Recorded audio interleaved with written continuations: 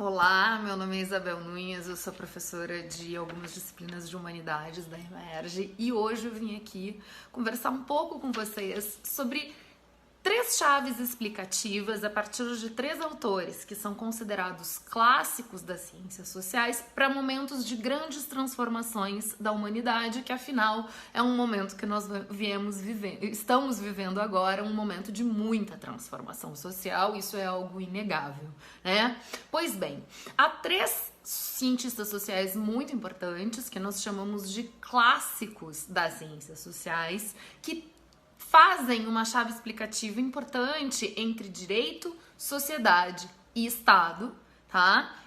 Durante as transformações do século XIX, que são o Durkheim, o Weber e o Marx. E eu vou falar um pouquinho de cada um deles para a gente tentar pensar também como que a gente pode explicar o que nós viemos vivendo agora. O primeiro deles, que é o Durkheim, ele tem uma análise muito importante sobre o direito, que é a compreensão de que o direito é um fato social, porque ele existe antes de nós mesmos existirmos na sociedade, né? Não é uma naturalização, o direito ele é uma construção social e o Durkheim aponta isso, mas ele existe e quando a gente chega na sociedade, quando a gente nasce, a gente já está submetido a essa ordem jurídica, digamos assim. A grande diferença, aliás, entre a ordem jurídica e a ordem moral para o Durkheim é justamente a questão da organização das regras, né? A ordem jurídica ela tem regras claras que são criadas por pessoas para organizar a vida em sociedade, para manter essa coesão social. Então, o papel fundamental do direito é esse, é a manutenção da existência da vida em sociedade e da coesão nessa, digamos assim, nesta vida social. Esse é o papel por excelência do direito. Pois bem, passando para o outro grande autor e autor muito importante da modernidade, para a gente compreender o que a gente chama de modernidade, é o Marx. O Marx, ele tem uma leitura explicativa sobre a sociedade muito interessante e muito importante, que ele vai buscar sempre entender a questão econômica. Então, o direito não é o foco das atenções do Marx, mas aparece, obviamente, porque é muito importante na sociedade moderna que o Marx está tentando explicar. Quando o Marx está olhando para a sociedade, ele está pensando sempre na superestrutura e na estrutura.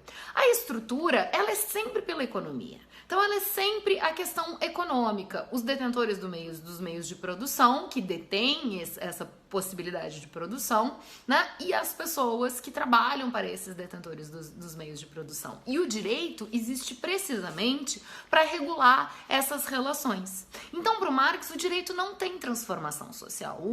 Para esse autor, o direito é uma forma de manutenção e de coerção sobre as pessoas que trabalham para quem detém os meios de produção, certo? E o direito é todo esse arcabouço de regulamentação desta forma de exploração dos bens, né? De quem detém os bens e os meios de produção.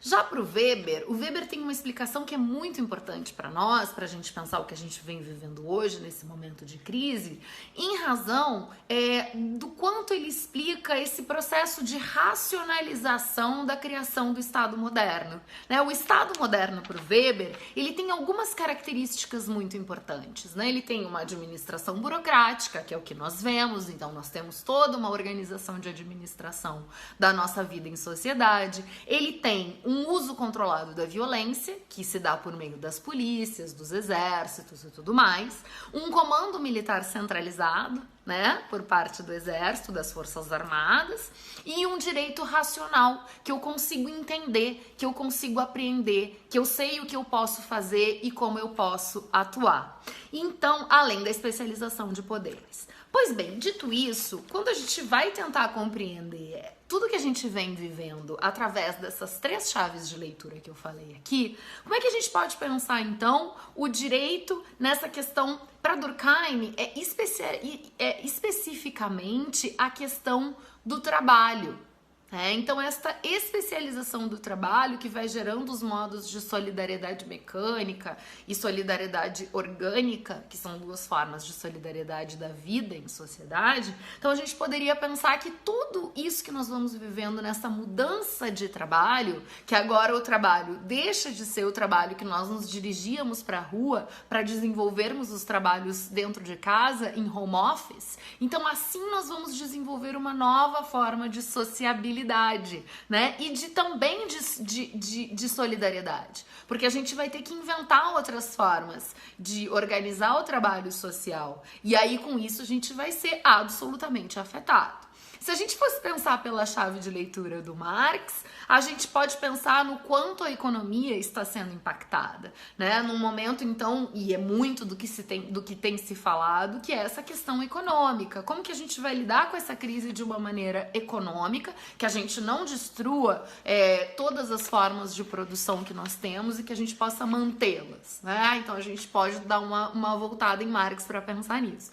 E o Weber fica muito interessante da gente pensar como que estão se dando as reorganizações burocráticas, né? Como que, por exemplo, a nossa justiça, o nosso judiciário se organizou para continuar atendendo as demandas processuais da sociedade e para continuar julgando os seus processos, para continuar dando conta dessa administração e dessa gestão burocrática. A gente pode usar numa segunda fase de um concurso público todas essas três leituras explicativas da realidade social para pensar o que vamos vivendo. É assim que a gente pode continuar trabalhando com sociologia num período como esse.